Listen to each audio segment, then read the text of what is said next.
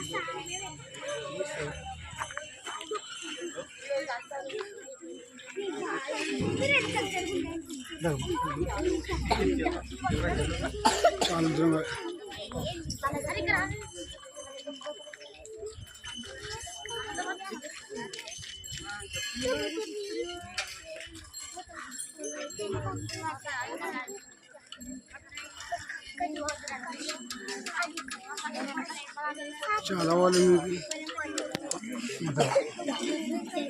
అడ్బోత్